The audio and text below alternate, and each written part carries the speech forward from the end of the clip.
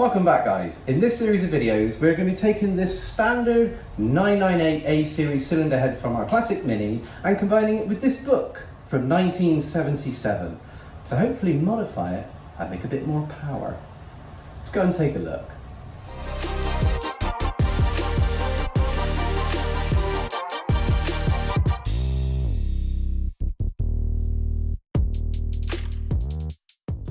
So, why are we doing what we're doing?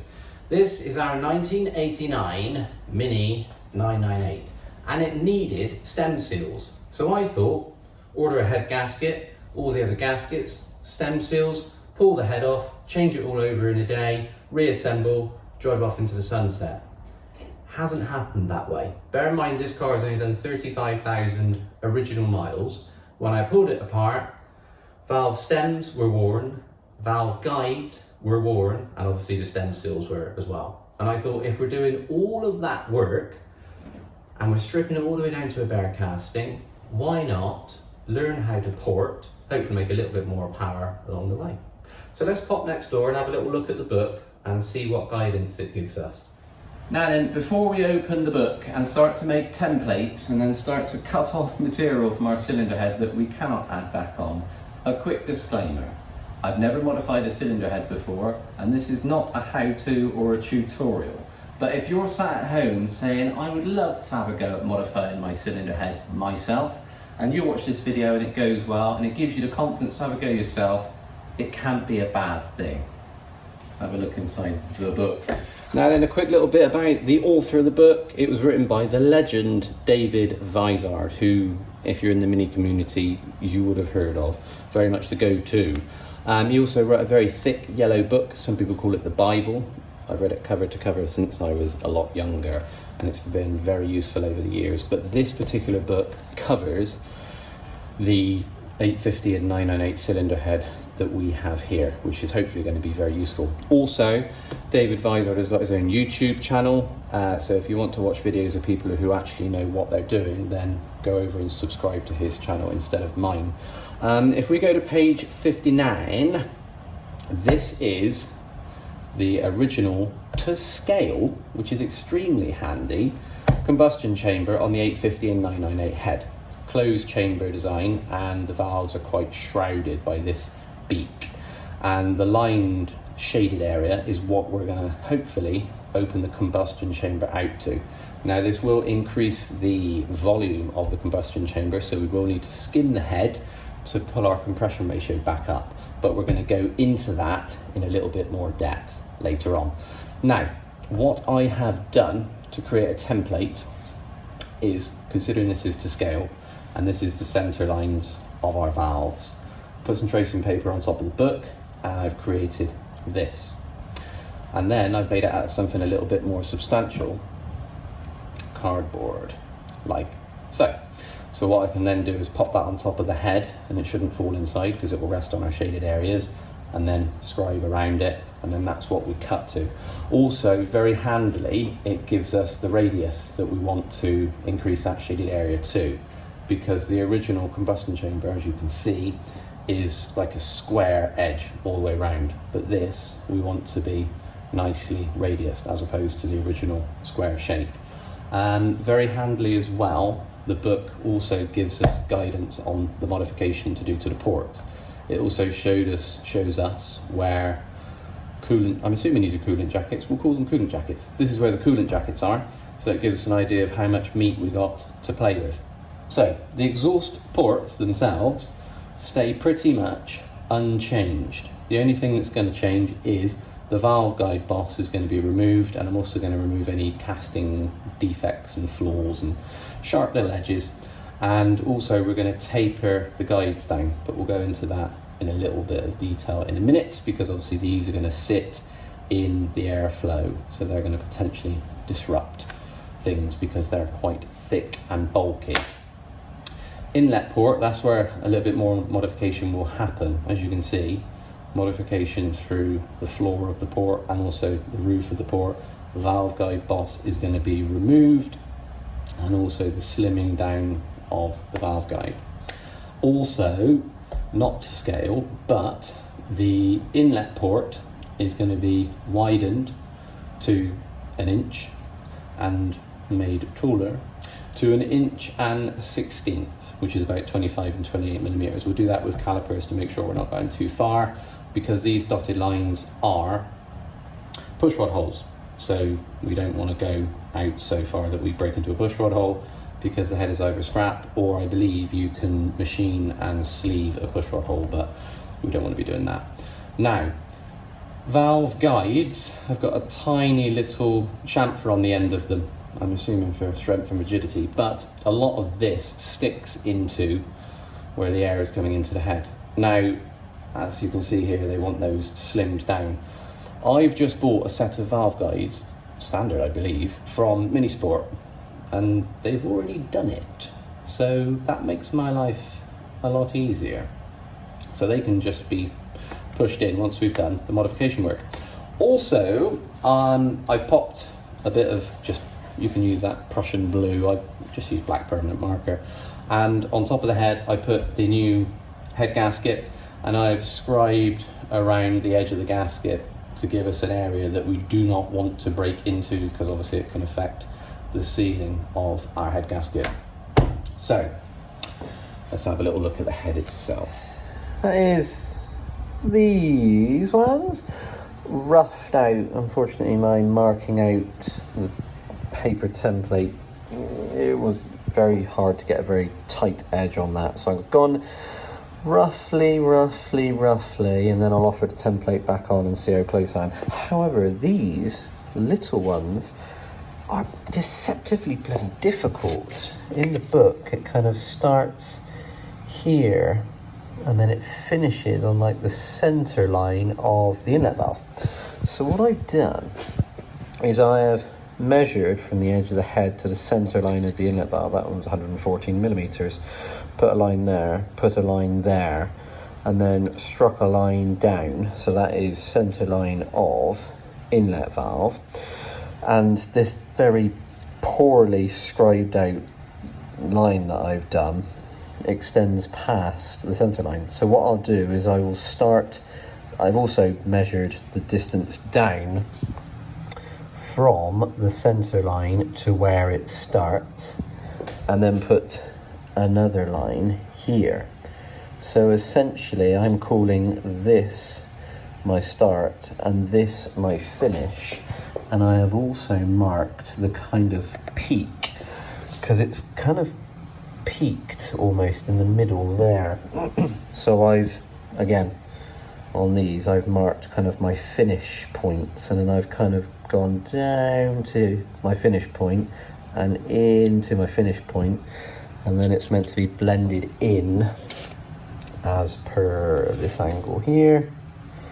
So I'm assuming you go out to your line and then finish down in the bottom down here, which I'm going to need some different attachments for. So yes, essentially start, finish, and then I will put my kind of middle point, and then I will blend into there, get my shape, and then kind of radius it down into the bottom of there. And like I say, these are, they look and feel correct, but as per my terribly squiggly lines, I probably should have made a metal template so I could have really scribed it out nicely, but it didn't quite line up 100%, probably because it was printed 50 years ago. So I'm probably going to have to eke my way out, but I wanted to get like a kind of starting shape, because again with this one it doesn't kind of follow the edge of the original combustion chamber. It kind of starts from here and then pulls its way out and then finishes around here, and obviously it needs that kind of rounded edge, which I will have to incorporate and make that look a little bit, I mean that looks awful, but again it's just rough. It's rough. Still got to blend down into here, create that shape, and then again that needs to come down into there.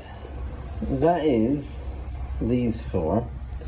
Again, roughed out to finish roughly on the center line of the inlet valve and the distance down that it is in the diagram. Not perfect, but I'm relatively happy with those. Now, the same for these. where they finish and where that kind of crescent shape is. Now what I've done is I've continued that center line of the inlet valve down, and then we've got the center line of our valve there. So if I flip that one over handily, let's transfer that line over. Let's use this one. So again, if I line up center of cylinder head and center of that, that will then give me a finish point here, and then I can kind of have a fixture to go to that I will scribe, and then the same here, and then I'll start to probably do that finish point and then radius around the corner, and then pull it a little bit deeper in this area until I get up to close on my scribe line up to the center line of my valve, maybe kind of like build the two together and use that and that as a reference point. That is the roughing out, I would say, pretty much done. I've just run a little round file around the edge just so I can get an idea of kind of true shape.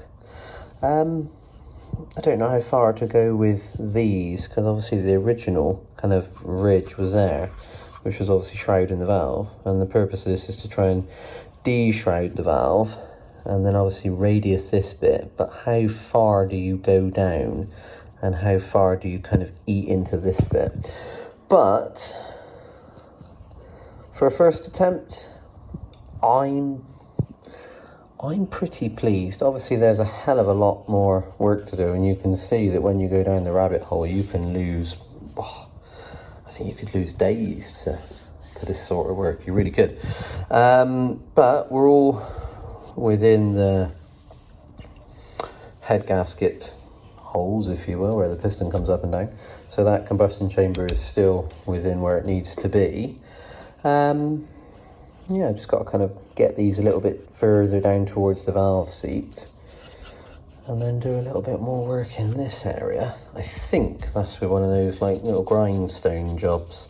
So I'll leave the dummy valves in so that I can kind of grind up to near where the seat is, and then I can only assume when we go to the stage of seat, this is quite a large 45-degree seat, so we're going to have a 45-degree seat, shorten that seat, and then run a second angle down into the port and a third angle up into, like, almost blend into the combustion chamber. But like I say, for a first attempt, I am very pleased with this. Now, that initial little bit of footage of me modifying the chambers was taken a couple of months ago, before life got in the way. Now, since then, I've invested in quite a bit of tooling, thinking it was useful. And I've learned that some of it's been handy and worth the investment, and some of it's just been a load of crap. Waste of money. So let's have a little look at the tooling that was useless, and some that I thought has been quite useful that might help you moving forward, particularly these little cartridge rolls. Now then, tooling. What's been good and what's been bad? I bought this long neck, long reach for porting die grinder, thinking that with a small rotary burr on the end would be the perfect thing to get all the way into the bits you can't reach. Guess what? The mini ports are so small, specifically the exhausts, that this will not go in. However, the rotary burrs that I bought from Machine Mart, Clark, these were quite expensive. These were like 50 odd quid for 8 of them. Small, different shapes and whatnot. Super sharp, haven't gone blunt, been very, very good. But that was great for the combustion chambers. But when I was getting in to try and reshape the inlet ports and remove valve guide bosses, this was so chunky that it was getting in the way. So what I did is I went and bought a set of long neck, like long reach burrs. Now these are laser, and these were like 40 quid for the whole set. So much lesser quality. However, for the work that I've done, they have held up. And you might notice that I've cut a few of them down, because when you take that and combine it with that, you can port from the next room. But when you're 36 and your eyesight isn't what it was when you were a kid, when you're all the way in there, you can't really see what you're doing. So you end up holding this back here and getting in like this with your safety goggles on to see what you're doing. So I would recommend not buying this massive long neck thing and buying a normal die grinder with that on the end of it, and that would probably be the perfect compromise between the two. So probably 100 quid's worth of burrs there, annoyingly. Now for the reshaping of the throat area, like below the valve seat, after the valve guide boss has been removed, I went and bought a set of these. These are like 6 quid for a set, and you get 6mm stem, you get 3mm stem, and it just comes as a set. And that's it, you're bound by what you've got. And I thought, oh, that round ball looks good for reshaping the throats. No, too big, doesn't fit. It's just the mini head is so small. This, oh, that's good, too big. No, too big, won't fit.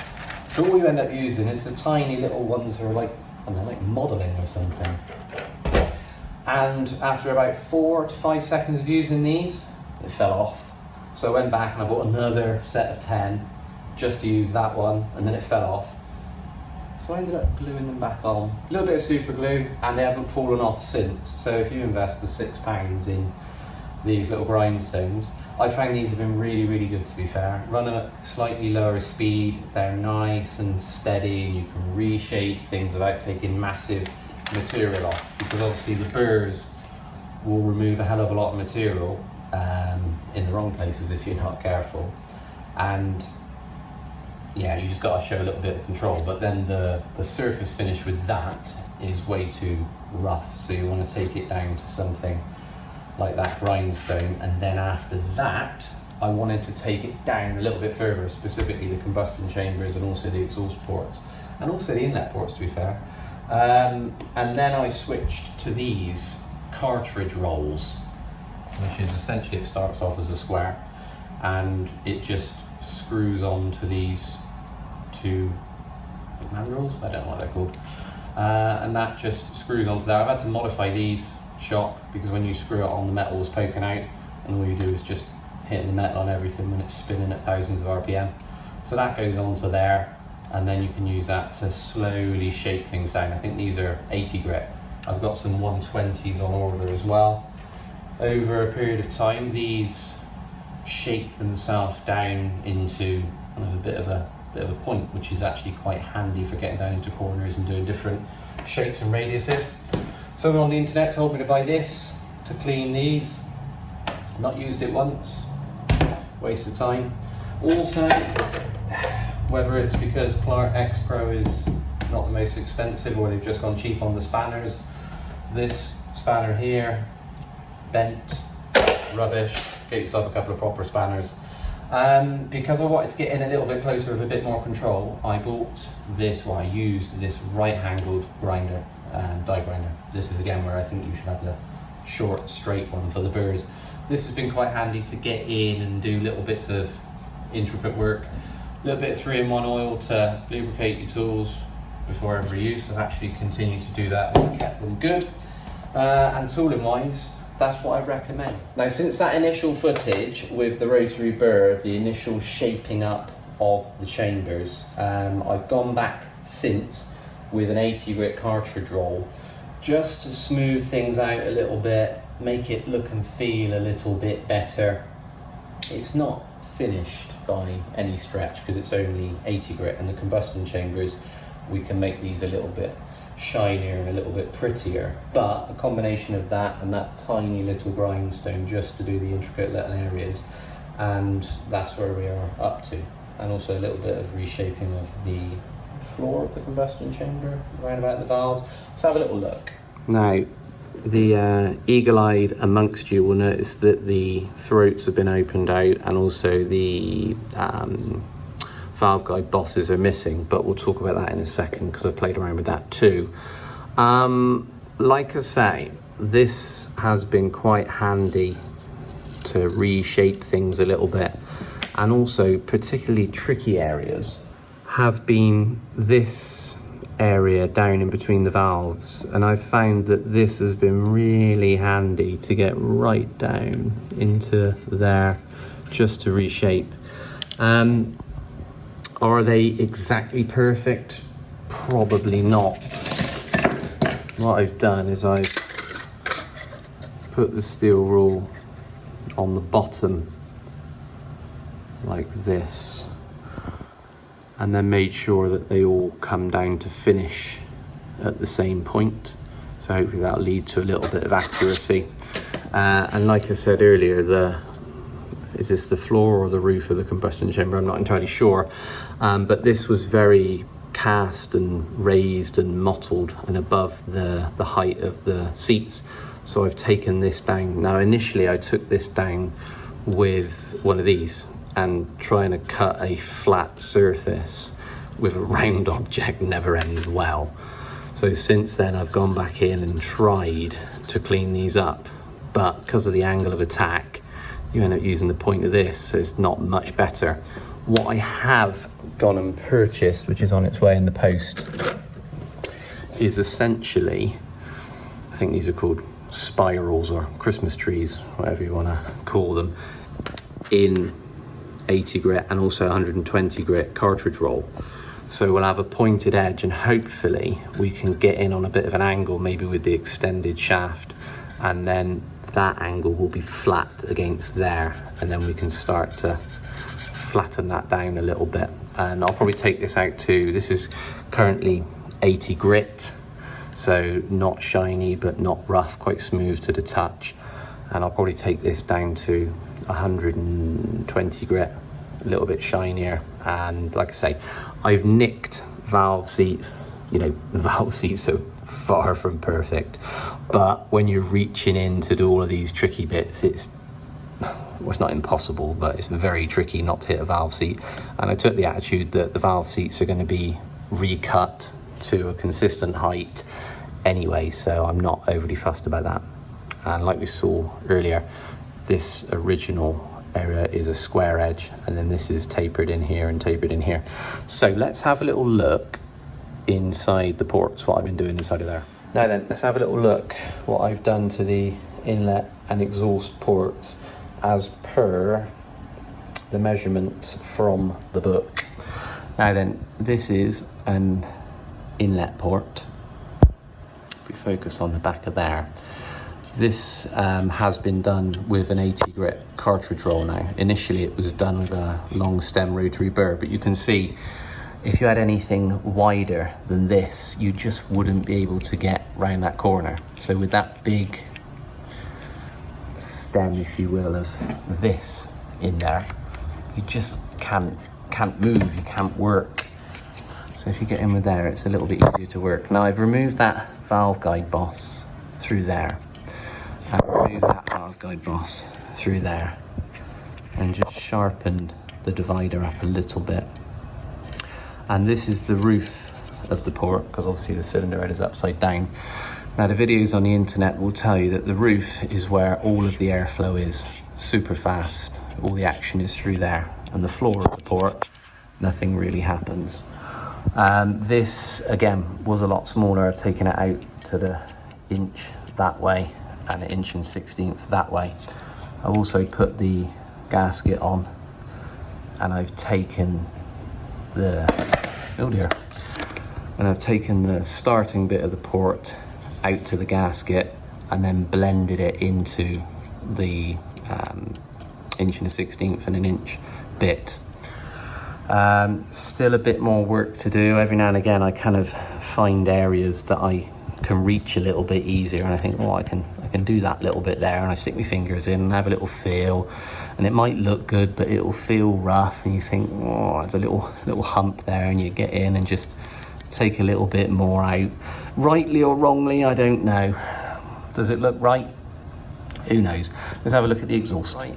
Initial impressions, that looks rubbish, really rubbish. That should be a nice square, but we'll put the gasket back on at some point, and hopefully we can bring that down to a square. I don't think it's too critical.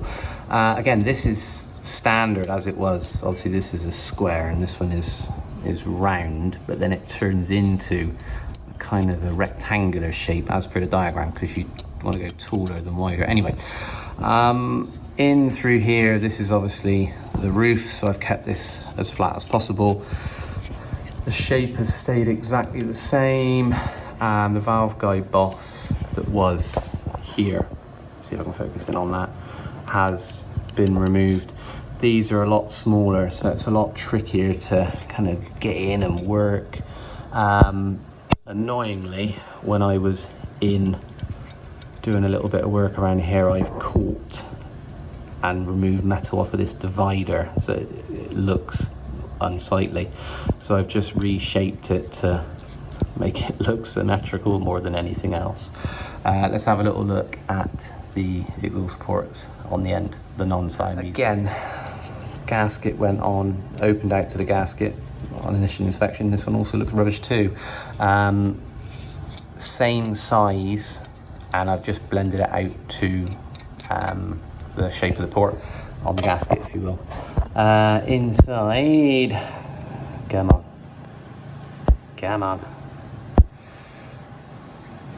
Move that light a second. Inside, there was a valve guide boss just in through here, which obviously has been removed, and there was a lot of yucky castingness in here. But again, this one's particularly tricky because it's square cornered, and the cartridge roll will sit on these two bits of material and they won't touch the middle. And the only way to get in there really is a pointed rotary burr, so you end up with a rough edge all the way through there. These have been particularly tricky to do and particularly tricky to film, but like I say, these are 80 grit. I'm happy to leave them at 80 grit. I don't want to go any shinier at all on these inlets, because you end up getting fuel puddling, because the airflow is so much quicker over a smooth surface, and that atomized fuel falls out of suspension and then puddles up on the walls and causes badness, as per the internet. I'm not an expert. Let's have a little look from the top at where these valve guide bosses have been. And again, inside of here, same story really.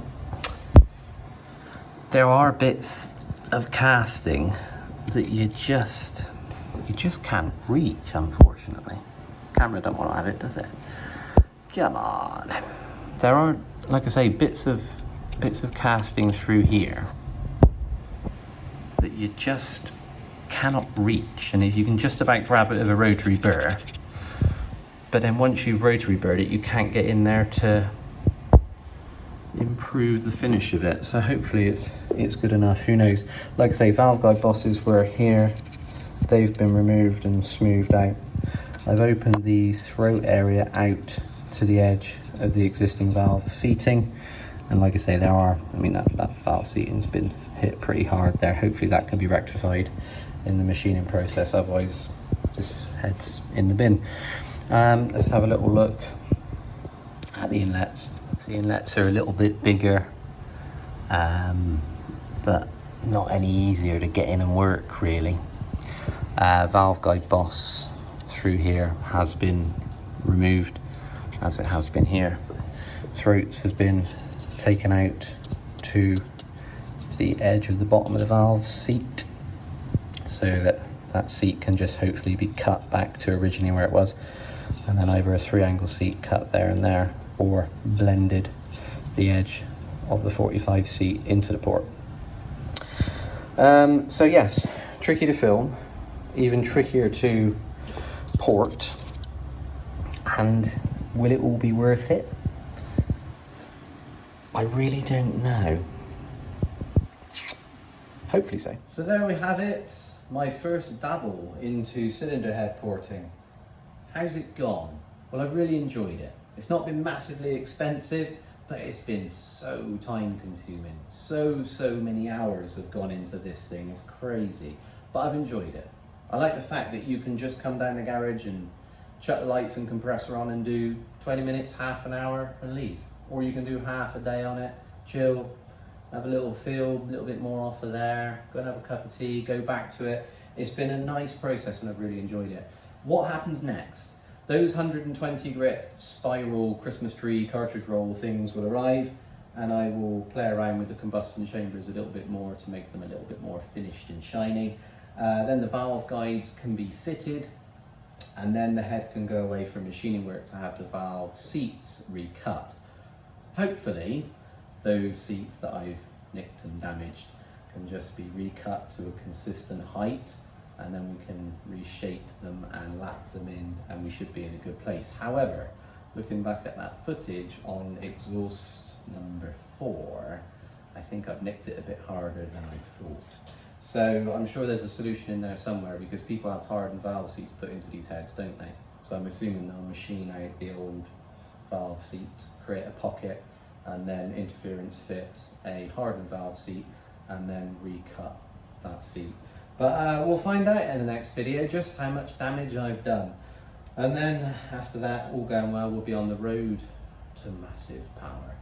So I hope you've enjoyed this, and if you're sat at home saying, "God, you made that look quite easy and fun, James, I want to have a go too," I recommend it. It's been good fun. See you in the next one on our road to more power.